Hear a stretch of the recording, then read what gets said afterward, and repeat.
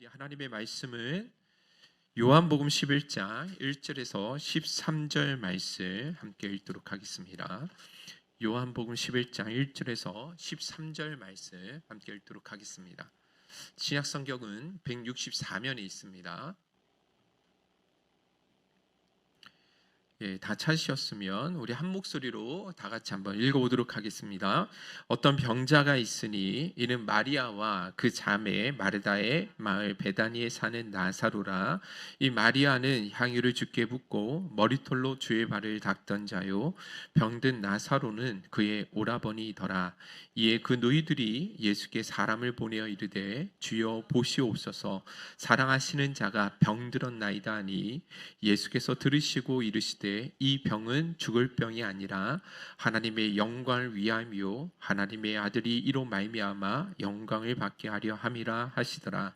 예수께서 본래 마르다와 그 동생과 나사로를 사랑하시더니 나사로가 병들었다 함을 들으시고 그 계시던 곳에 이틀을 더 유하시고 그 후에 제자들에게 이르시되 유대로 다시 가자 하시니 제자들이 말하되 라피여, 방금도 유대인이 돌로 치려 하였는데 또 그리로 가시려 하나이까? 예수께서 대답하시되 낮이 12시간이 아니냐? 사람이 낮에 다니면 이 세상의 빛을 보므로 실족하지 아니하고 밤에 다니면 빛이 그 사람 안에 없는 고로 실족하느니라.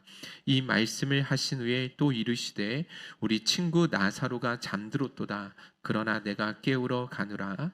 제자들이 이르되 주여 잠들었으면 낫겠나이다 하더라. 예수는 그의 죽음을 가리켜 말씀하신 것이나 그들은 잠들어 쉬는 것을 가리켜 말씀하신 줄 생각하는지라. 아멘. 우리 앞뒤 옆 사람에게 이렇게 인사 나눴으면 좋겠습니다. 당신의 얼굴을 보니 천사의 얼굴을 보는 것 같습니다. 네. 여러분들, 천사의 얼굴은 바로 이와 같은 얼굴임을 여러분들 기억하셨으면 좋겠습니다. 자, 오늘 7번째 표적입니다. 성경의 7이라는 단어는 완전수를 의미하거든요. 그래서 여러분들 요한복음에 7가지 표적이 있는데 오늘 마지막 7번째 이 표적은 예수님께서 보여주시고자 했던 그 의도의 완전함을 오늘 표적 사건이 잘 드러내고 있습니다. 자, 그러면 왜 이 말씀, 이 7번째 표적이 완전한 표적이 될 수 있는지에 대해서 저희가 함께 오늘 말씀을 통해서 나눠보도록 하겠습니다. 먼저 1절과 2절 같이 한번 읽어보도록 하겠습니다. 시작. 어떤 병자가 있으니 이는 마리아와 그 자매 마르다의 마을 베다니에 사는 나사로라. 이 마리아는 향유를 주께 붓고 머리털로 주의 발을 닦던 자요, 병든 나사로는 그의 오라버니더라. 아멘. 여러분들, 오늘 한 병자가 나오는데 이 병자 이름은 여러분들 잘 아는 나사로입니다. 그리고 그의 동생 마리아는 예수님께 향유를 붓고 머리털로 주님의 그 발을 닦아드렸던, 여러분들 아시죠? 그죠? 향유 부은 여인 그 마리아였다라고 설명해 주고 있습니다. 자, 그런데 이 나사로가 들린 병은 단순한 그런 병이 아니라 죽을 병이었습니다. 그래서 이 누이들이 예수님께 사람을 보내어서 자기 오빠가 죽을 병에 걸렸으니 좀 와달라고 그렇게 부탁을 드립니다. 3절 한번 읽어볼게요. 시작. 이에 그 누이들이 예수께 사람을 보내어 이르되 주여 보시옵소서, 살아하시는 자가 병들었나이다 하니. 여기 보시면 나사로가 병들었다라고 그렇게 이야기하지 않죠, 그죠? 누가 병들었다고 이야기합니까? 사랑하는 자가 병들었나이다 라고 이야기를 하고 있습니다. 여러분들, 예수님께 사랑하는 자라고 이야기하면 예수님이 그 사람이 누구인지 알 정도로 예수님과 나사로의 관계가 아주 특별했다라는 것을 보여주는 이야기라는 것입니다. 자, 그러면 그 나사로, 예수님께서 사랑하시는 자, 그 나사로가 병들었다라는 것을 들었을 때 그 즉시로 예수님이 움직이셨느냐? 아니라는 거죠. 5절 6절 계속 읽어봅시다. 시작. 예수께서 본래 마르다와 그 동생 나사로를 사랑하시더니 나사로가 병들었다함을 들으시고 그 계시던 곳에 이틀을 더 유하시고. 그렇습니다. 예수님이 즉시로 움직이신 것이 아니라 이틀을 더 그곳에서 지체하셨다라고 기록되어 있다라는 것이죠. 여러분들, 이상하지 않습니까? 여러분들, 5절에 보시면 예수님께서 마르다와 그 동생 마리아와 예수를 사랑하셨는데, 그런데 6절에 보면 이틀을 더 지체하셨다라고 이야기를 하고 있다라는 거예요. 여러분들 예수님이 사랑하셨다고 한다면 당연히 어떻게 해야 되겠습니까? 그 즉시로 만사를 제쳐놓고 빨리 그 나사로에게 달려가야 되는 것 아니겠냐라는 것이죠. 더군다나 성경 어디에도 예수님이 어떤 특정한 사람을 사랑하셨다라고 이야기한 사람이 없어요. 특히 여러분들 가정은 더더욱 없는데 예수님은 나사로뿐만 아니라 그의 동생 마리아와 마르다까지도 예수님이 특별히 사랑하시는 그 관계에 있었다는 것이죠. 어느 정도로 사랑했습니까? 예수님을 향해서 사랑하시는 자가 죽었나이다 라고 그 애칭만 불러도 당장에 그 사람이 누구인지 알 정도로 이 나사로의 가정을 향한 예수님의 사랑이 아주 특별했던 사람들이었다라는 거예요. 자, 그러면 그 사랑하는 나사로가 죽었다라는 것을 병에 걸렸다라는 건 위급한 병에 걸렸다라는 것을 들었다면 예수님이 지체해서는 되겠습니까? 그래서는 안 되는 것 아닙니까? 여러분들 지인 가운데 혹은 가족들 가운데 어떤 갑자기 큰 지병에 걸리셔서 응급한 상황이 와서 위급한 상황이 와서 목사님 지금 누가 너무 아픕니다. 목사님 오셔서 기도해 주셨으면 좋겠어요 라고 저한테 전화를 주셨는데 제가 즉시로 달려가지 않고 지체하고 있다고 하면 여러분들 어떤 마음이 드시겠어요? 지체했는데 이틀이 지나서 그 사랑하는 자가 죽어버렸어요. 그럼 여러분들 저를 어떻게 생각하시겠습니까? 서운만 하시겠습니까? 저는 아마 그 즉시로 목회를 그만둬야 되는 그런 어떤 어려움을 겪지 않을까 그런 생각이 들거든요. 여러분들 그런데 예수님이요 이틀을 그곳에 더 지체하셨는데 그 사이에 나사로는 죽게 되었고 장례까지 다 마치게 되었다라는 것입니다. 누구보다도 믿었던 분이고 누구보다도 우리를 사랑한다라고 확신을 했는데 그런데 이렇게 아무런 응답도 주시지 않고 결국 그 지체하는 사이에 오빠가 죽고 말았으니 얼마나 큰 상처를 받았겠냐라는 것이죠. 그런데 사실 성경에 기록되어 있지 않지만 오빠의 죽음보다 더 가슴 아프고 괴로웠던 것은 아마도 예수님의 침묵이었을지 않았을까 생각되어집니다. 여러분들 잘 아시는 것처럼 예수님이 꼭 굳이 오시지 않았어도 되는 거였잖아요. 그죠? 여러분들 그 왕의 신하의 아들을 고쳐주실 때는 직접 가시지도 않았습니다. 가라 내 아들이 살았다라고 이야기만 말씀하셔서 그 말씀대로 믿고 갔더니 그 말씀하신 때 그 아들이 뭐 하게 되었어요? 살아났었지 않았냐라는 것이죠.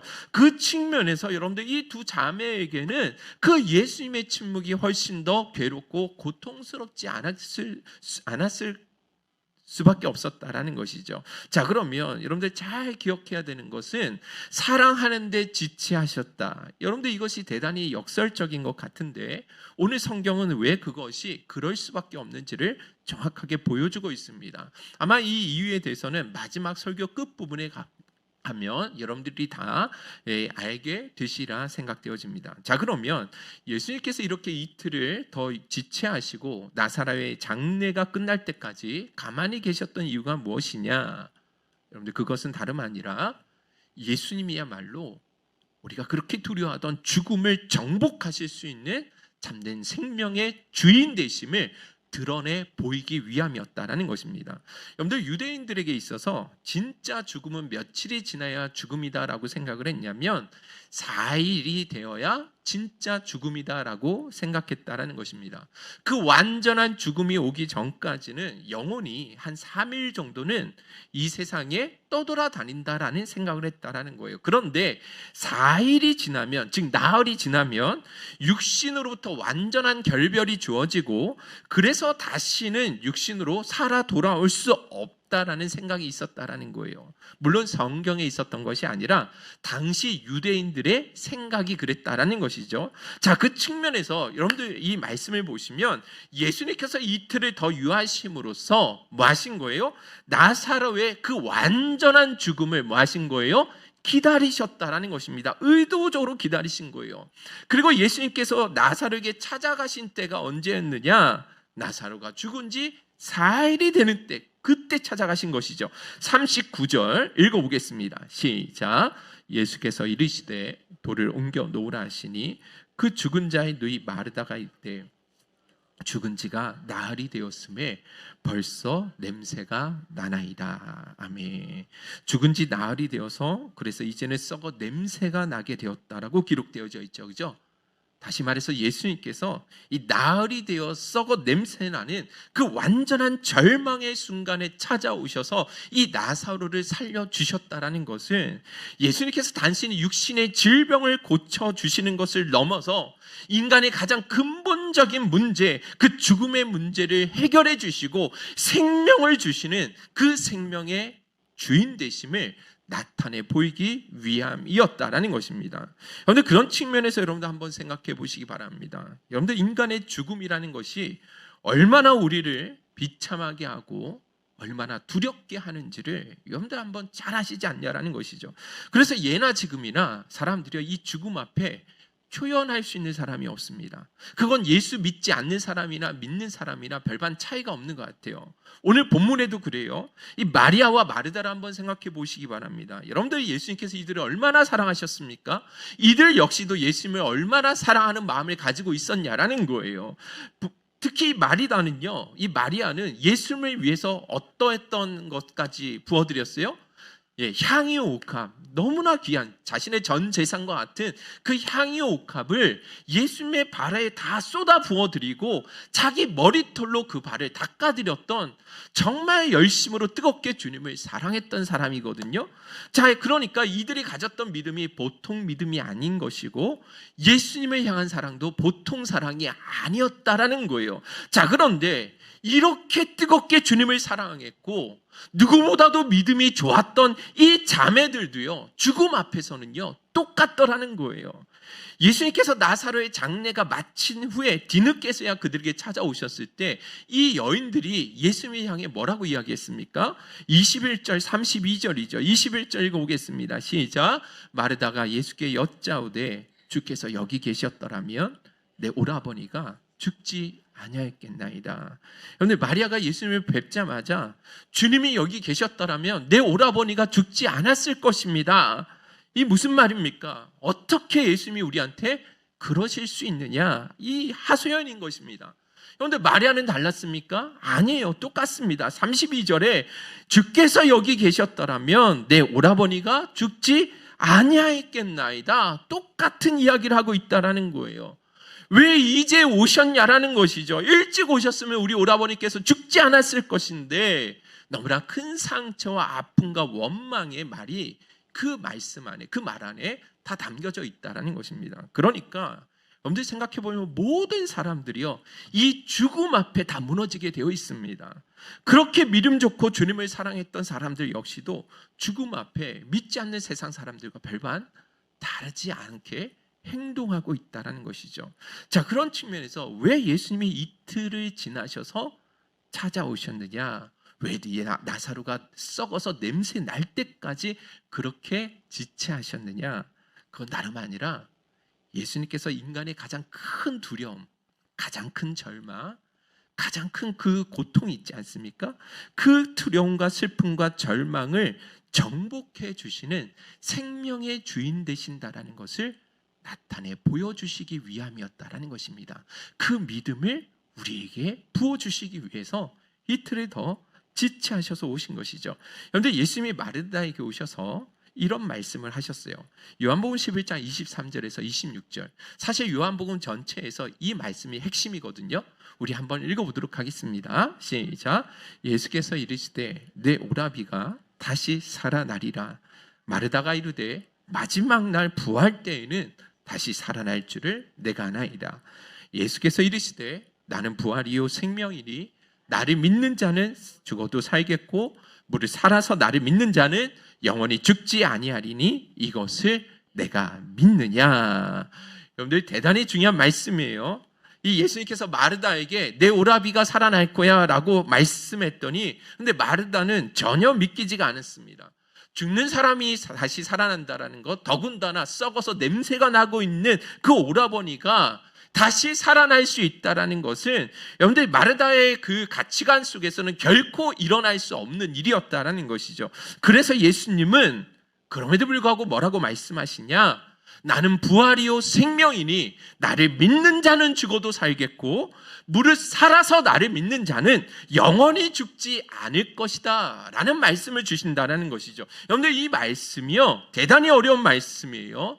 나는 부활이요 생명이니 나를 믿는 자는 죽어도 살겠고. 여러분들, 어떤 말씀이죠? 이 말씀이 직관적으로 딱 와닿지 않으시죠? 그래서 여러분들, 이 말씀의 예를 들어기 위해서 이해하실 수 있도록 예를 들어 보이면, 성경에 하나님은 사랑이시니라 라는 말씀이 있습니다. 요한일서에 나오는 말씀이죠. 하나님은 사랑이시니라. 여러분 들어보신 적 있으시죠? 여러분들, 하나님의 사랑이 대단히 많으신 분이십니다. 하나님은 우리에게 큰 사랑을 베풀어 주시는 분이십니다 라고 이렇게 이야기하는 것이 아니라, 하나님 이퀄 사랑이시다, 하나님이 곧 사랑이다 라고 그렇게 정의 내려버리고 있다라는 것입니다. 이 말씀이 무슨 뜻입니까? 하나님의 본질적 속성이 사랑이라는 거예요. 그래서 여러분들, 이 하나님에게 있어서 이 사랑은 어떤 그 하나님의 성품 가운데 부분적인 속성이 아니라 아예 본질적인 속성이라는 거예요. 그래서 인간에게 허락하신 하나님의 책망도 있고, 하나님의 징계도 있고, 하나님의 허용하신 고통이나 기도응답의 지체도 있지만, 이 모든 것들이 어디서부터 기인되는 것인가? 하나님의 사랑으로부터 기인되어지는 것들이라는 것입니다. 그 측면에서 예수님이 부활이시고 생명이시다라는 말씀이 어떤 말씀인지 한번 여러분들 생각해 보시기 바랍니다. 예수님 뭐라고 말씀하시죠? 마르다야, 걱정하지 마. 내가 하나님 앞에 요청을 해가지고 나사로가 다시 부활할 수 있도록 내가 하나님께 요청해 볼게. 내가 부활하는 방법을 가르쳐 줄 테니까 마르다야, 너무 걱정하지 마. 이렇게 말씀하시는 게 아니죠. 예수님 뭐라고 이야기하십니까? 내가 곧 부활이요 내가 생명 그 자체라고 이야기하신다라는 것이죠. 예수님께서 그 생명을 만들어내는 근원이시고 생명의 창조주가 되시는 주인 되신다라는 그 말씀이라는 거예요. 그런데 이 땅에 그 어떤 사람들이 이 말을 할 수 있겠습니까? 그죠? 여러분들, 아무리 유능한 의사라 할지라도 내가 부활이고 생명이다라고 말할 수가 없는 거예요. 유한한 인간은 절대로 그럴 수가 없습니다. 그런데 서울대학병원이나 아산병원과 같은 아주 유능한 의사라 할지라도 잠시 사람의 생명은 연장시켜 줄 수 있을지는 모르겠습니다. 그러나 세상에 그 어떤 능력자라 할지라도 생명을 창조하거나 죽음을 정복할 수 있는 능력은 가지고 있지 못한다라는 것이죠. 그런 능력은 누구만 가질 수 있느냐? 생명의 근원 되신 분, 생명을 창조하신 주인 되시는 예수 그리스도만이 가능하신다라는 거예요. 그래서 여러분들 25절 26절 다시 보세요. 예수께서 이르시되 나는 부활이요 생명이니 나를 믿는 자는 죽어도 살겠고 라고 이야기하시죠. 그죠? 예수님이 부활 자체이시기 때문에, 생명의 근원이시기 때문에 나를 믿는 자는 죽어도 다시 살 수 있다라고 말씀하시는 거예요. 여러분들, 전등이 있다라고 생각을 해보세요. 이 전등이 많이 있는데 이 전등이요 전기에만 연결되어 있으면 계속해서 뭐 할 수 있죠? 빛을 낼 수 있는 것이죠. 그죠? 포도나무에 가지가 붙어 있기만 하면 뭐 할 수 있어요? 열매를 맺을 수 있는 거예요. 잎사귀를 내고 열매를 맺을 수가 있는 것입니다. 마찬가지로 죽어도 살겠다라고 말씀하신 것은 죽은 자는 지금도 누구든지 나사로처럼 다 살아날 수 있다라는 말씀은 아니에요. 죽은 자 가운데 살아나는 일은요 나사로 한 사람이면 좋겠습니다. 다만 이 말씀의 의미는 누구든지 죽음을 경험한 사람이라 할지라도 그것이 끝이 아니라 결국 뭐 하는 거예요? 예수를 믿고 그 예수 안에 연합된 자들은 생명의 근원 대신 그 주님 안에 연결되어져 있기 때문에 마지막 날에는 다시금 부활로 나아오게 되어 있다라는 것입니다. 할렐루야. 이해 가십니까? 당장의 육신의 몸은 죽음을 경험할 수도 있습니다. 그러나 그 죽음이 끝이 아니라 종국에는요 반드시 생명의 부활로 나오게 되어 있다라는 거예요. 왜냐하면 생명의 근원 대신 예수님과 연합되어 있기 때문에 그렇다라는 것입니다. 그런 측면에서 마르다가 착각했던 것은 이 부활이라는 것이 먼 미래에 일어날 어떤 사건이라고 생각을 했는데 그게 아니라는 것이죠. 부활은 먼 미래에 일어날 사건이 아니라 부활이요 생명 자체이신 주님이 그녀 앞에 있다고 한다면 지금 당장이라도 이 죽은 나사로가 살아날 수 있다라는 것입니다. 그래서 주님이 이 나사로를 다시금 살려주셨다라는 것입니다. 할렐루야. 그래서 여러분들 예수님께서 나사로를 살려주신 이 마지막 표적을 여러분들 인간을 가장 두렵게 만들고 가장 슬프게 하고 허무하게 만드는 그 죽음으로부터 자유를 주시는 분이 바로 예수님이심을 오늘 이 표적 사건이 우리에게 드러내주고 있다는 것입니다. 할렐루야. 여러분들 그래서 이 표적 사건 오늘 제가 설교했던 내용은 전체 이제 거의 다 끝났는데요. 나사로를 죽음에서 건져주신 이 사건이 오늘 우리에게 얼마나 큰 은혜와 복이 되는지 모릅니다. 여러분들 아까도 말씀드린 것처럼 예나 지금이나 지금도 우리 모든 그리스도인들에게조차도 죽음이라는 것이 사람을 대단히 두렵게 만들고 슬프게 만들고 허무하게 만든다라는 것이죠. 근데 오카노 목사님 책에서 읽다 보니까 산다라는 것을 어떻게 이렇게 표현하셨냐면 죽음의 공포와 끊임없이 치열하게 싸우는 싸움이다라고 말씀을 하시더라고요. 다시 말해서 모든 사람은 이 죽음의 공포로부터 벗어나기 위해서 그렇게 온 힘을 다해 평생토록 싸워 나간다라는 거예요. 여러분들 그렇지 않습니까? 여러분들 생각해 보면 사람들이 왜 건강에 대해서 그렇게 많은 관심을 가지고 있는지 아십니까?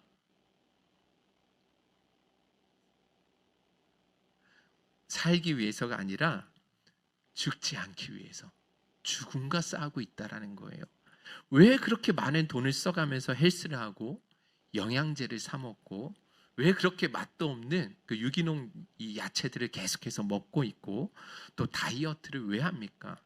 왜 없는 돈에도 불구하고 이런저런 명목의 보험을 계속 들게 되어지고 실비까지도 왜 들고 있냐라는 것이죠. 그건 다름 아니라 죽음으로부터 우리는 벗어나고 싶은 거예요. 사람에게 나이가 들면 냄새가 나죠. 그 냄새를 계속해서 냄새가 나지 않기 위해서 나이가 들면 더 뭐합니까? 노력하게 돼요. 냄새가 난다라는 것은 그 죽음을 향해 더 가까이 나아가는 것이기 때문에 그 죽음으로부터 벗어나기 위해서 사람은 계속 노력하는 거예요. 목사님 저도요. 몸이 어디 안 좋은 데가 있잖아요. 그럼 당장에 무슨 생각이 드냐면 혹시 이런 생각이 들어요. 그죠? 이게 그것의 전조 증상이 아닐까 하는 그 괜한 두려움이 엄습하게 된다는 것입니다. 저만 그런 게 아니죠. 그죠? 우리 30대 우리 젊은 집사님들도 그럴 거라고 생각을 하거든요. 세상의 모든 사람들이요 죽음에 대해서 늘 묵상하게 되고 죽음으로 인해서 뭐 하게 되느냐 긴장하며 살 수밖에 없게 된다라는 거예요. 그래서 이 죽음이 얼마나 사람을 무기력하게 하고 허무하게 만드는지 내가 그토록 열심히 노력해서 집도 장만하고 아이들도 잘 양육했고 그래서 걱정 없이 먹고 살만한데 그런데 질병이 찾아오는 거예요. 너무 허무하죠. 그렇지 않습니까? 더군다나 죽음이 주는 우리에게 가장 큰 괴로움이 뭐냐면 사랑하는 사랑과 이별을 맞닥뜨려야 한다는 것 아니겠습니까? 여러분들 그것을 겪어보지 못한 사람들은 절대로 여러분들 이해하지 못할 상실의 아픔이 있는 거예요. 얼마나 그 슬픔이 큰지 상상조차 하기 어려울 정도로 사랑하는 사람과의 이별은 너무나 큰 상처를 사람에게 가져다 준다라는 것입니다. 그래서 여러분들 세상에 있는 모든 그 어떤 사람도 죽음 앞에 자유할 수 있는 사람이 없더라고요. 그래서 성경은요, 이 세상 사람들은 죽음의 종노릇하고 있다라고 이야기를 합니다. 어디에 나옵니까? 히브리서 2장 14절 15절 보세요. 우리 한번 다 같이 큰 소리로 읽어보도록 하겠습니다. 시작.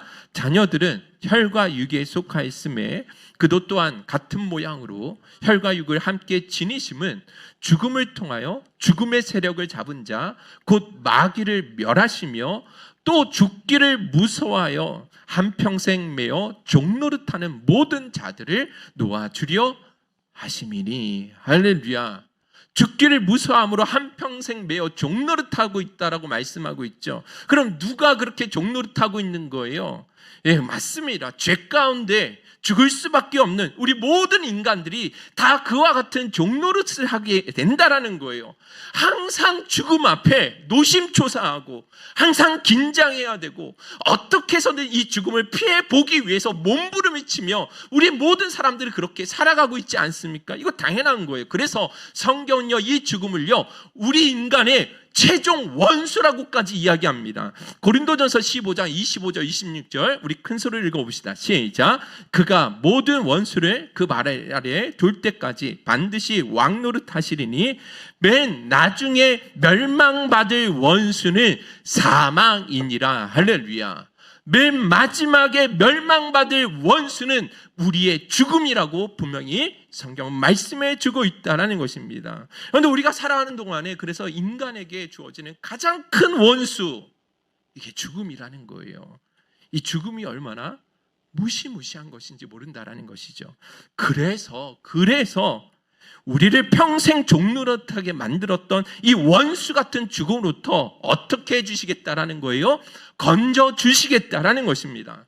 그런데 우리를 그렇게 고통스럽게 하고 슬프게 만들었던, 가장 절망케 만들었던 그 사망으로부터 우리를 완전케 주시겠다라는 것입니다. 그래서 예수님께서 사랑하는 자 나사로에게 이틀이나 지체하시고 찾아오셨다라는 것이죠.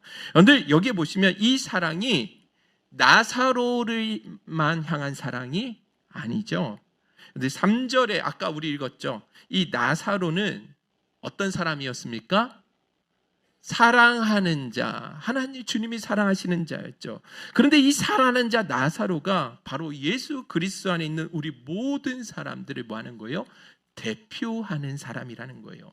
나사로 한 사람만을 말하는 것이 아니라 창세전에 하나님의 택하심을 받은 자들, 그 사랑하는 자들에게 우리 주님은 그 죽음의 권세로부터 벗어날 수 있는, 자유할 수 있는 그 영원한 생명을 주시기를 원하셨다라는 것입니다.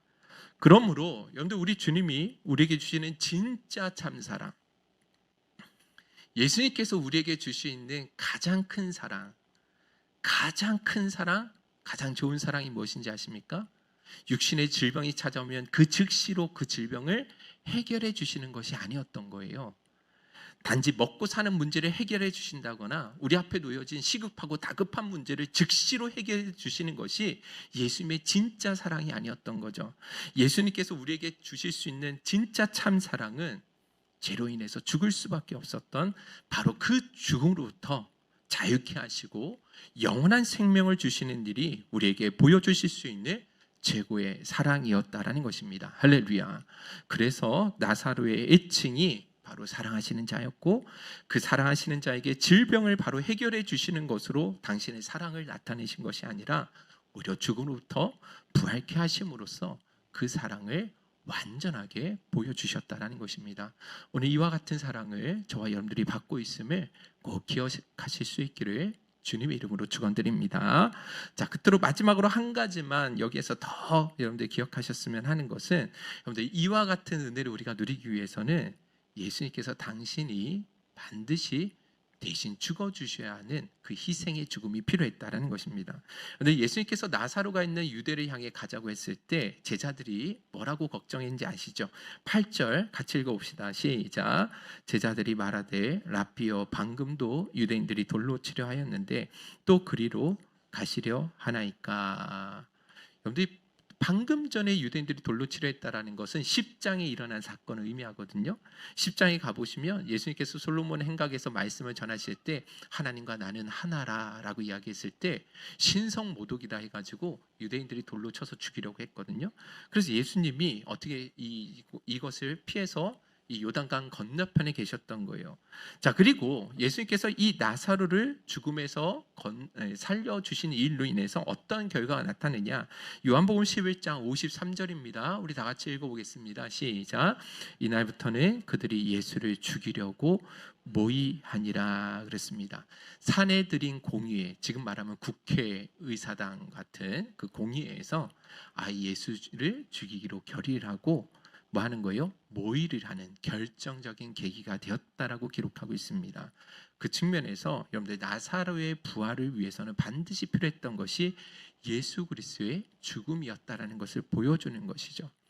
그 나사로를 죄와 죽음으로부터 건져주시기 위해서는 그 나사로를 대신해서 예수님이 죽으시는 그 대속의 죽음, 십자가의 대속의 은혜가 반드시 필요했다라는 것을 보여주고 있다라는 것입니다.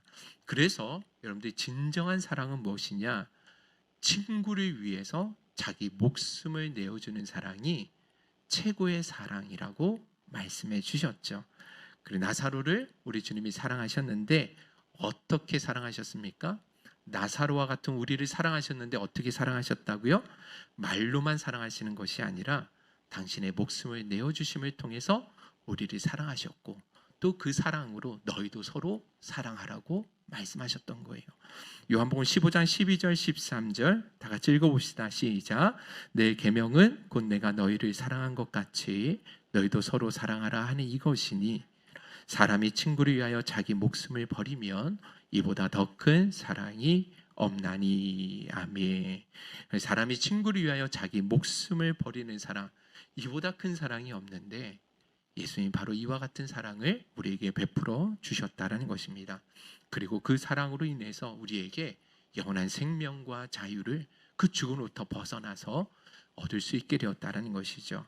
오늘 이 나사로를 살려주신 표적 사건에 담겨진 그 의미와 사랑을 다시 한번 여러분들 마음 가운데 깊이 새기시면서 그 예수 그리스도가 왜 우리가 믿어야 할 구주가 되시는지를 다시 한번 이번 시간을 통해서 마지막으로 결단하시고 그 예수를 꼭 붙으실 수 있기를 주님의 이름으로 축원드립니다. 결론을 맺고 한 절만 딱 읽고 마치도록 하겠습니다. 요한복음 11장 11절이죠. 요한복음 11장 11절 시작. 이 말씀을 하신 후에 또 이르시되 우리 친구 나사로가 잠들었도다. 그러나 내가 깨우러 가노라. 한 번만 더 읽어봅시다. 우리 다시 한 번만 읽어볼게요. 시작. 이 말씀을 하신 후에 또 이르시되 우리 친구 나사로가 잠들었도다. 그러나 내가 깨우러 가노라. 여러분들 예수님 뭐라고 하십니까? 나사로가 잠들었으니까 깨우러 가자라고 이야기하시죠. 예수 이때 나사로가 진짜 잠을 자고 있었던 거 아니죠, 그죠? 완전한 잠, 죽음 앞에 있었다라는 것입니다. 근데 그 주님이 그 나사로를 깨우러 가자라고 이야기하십니다. 다시 말해서 나사로 살리러 가자라는 거죠. 근데 주님이 왜 깨우러 가자고 하시냐면 그것은 죽은 나사로를 살리시는 일은요, 예수님에게 있어서 잠들어 있는 자를 깨우는 것과 별반 다름이 없기 때문에 그렇다라는 것이죠. 왜냐하면 예수님이 부활이시고 생명이신 참 생명의 주인 되시기 때문에 그래서 언제든지 죽은 자를 능히 살려주실 수 있다는 것입니다. 그런데 오늘 이 표적 사건이 왜 완전한 표적 사건인가?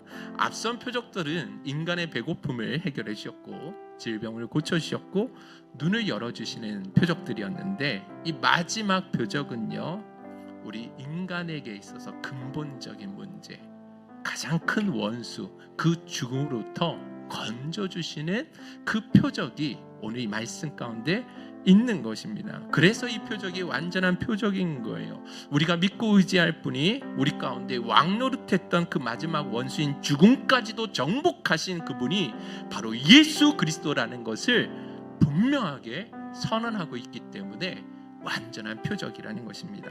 그래서 여러분 이제 더 이상 여러분 앞에 막연히 두려워했던 그 죽음을 두려워하지 않고 오직 예수만을 신뢰하며 나아가실 수 있기를 간절히 소원합니다. 예수 안에 거함으로 죽음을 뛰어넘는 진짜 기쁨과 평안함과 행복함을 누리고 살아가셨으면 좋겠습니다.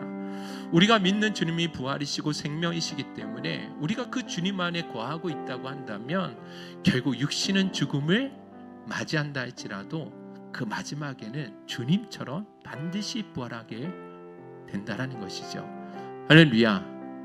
우리 죽음의 종노릇하지 마시고요, 죽음을 다스리고 호령할 수 있는, 사망아 내가 쏘는 것이 무엇이냐, 사망아 내 힘이 무엇이냐라고 그렇게 우리 호통치면서 자유할 수 있는 은혜를 누리실 수 있기를 주님의 이름으로 축원드립니다.